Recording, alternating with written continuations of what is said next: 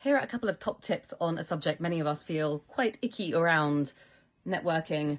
Networking can feel very sharky and fake and salesy, can't it? But one of the surprising things you can remember about networking is leaning into your authenticity and also controlling the controllables. So one thing you can do before going to a networking event is to try and find out who's going to be in attendance in advance. That way you can research who will be there, where they work, and sort of highlight a little hit list of people you might like to make a beeline for to build that relationship. Second thing you can do is think about common ground you have between that person and yourself. What are the subjects you feel really confident talking about? What are your superpowers that you might like to subtly weave in to a conversation? So this reminds me a little bit of that "do you have any questions" question at the end of interviews. And I always advise clients to sort of be quite strategic about the questions that they ask.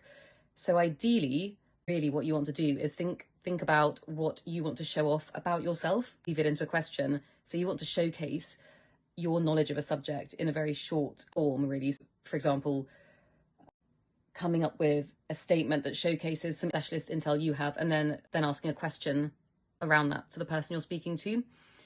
Ideally on a subject that interests both of you, and that way you're sort of carving yourself out as a bit of an expert, connecting with them on a subject that lights you both up.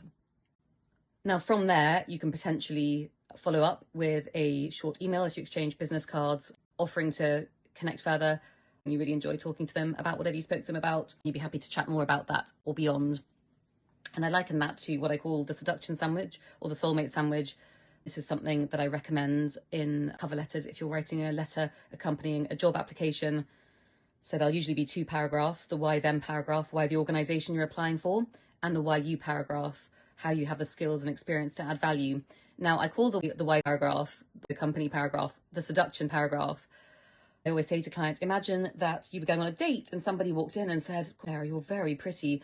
What would you think?" You probably think you're a sleazy expletive of some sort. However, if that person expressed admiration for you and were quite specific and evidence-backed about what made you special: "I'm really impressed that you speak French fluently and you seem like a real specialist in X or Y on your role," what would you think? Yes, you'd think that seems more credible. It's evidence-backed. It feels more bespoke. In that opening paragraph of a cover letter trying to get you a job, you want to lean into the soulmate sandwich. So we do this by employing the following simple structure. Here's one thing I love about your organization. Here's the evidence, nice and bespoke. Show you've researched and analyzed. You're not just trying to seduce them blindly. I'm the same. Let's get married. So here's how you're special. Here's the proof. Link it back to you. I'm the same. We're soulmates. We belong together.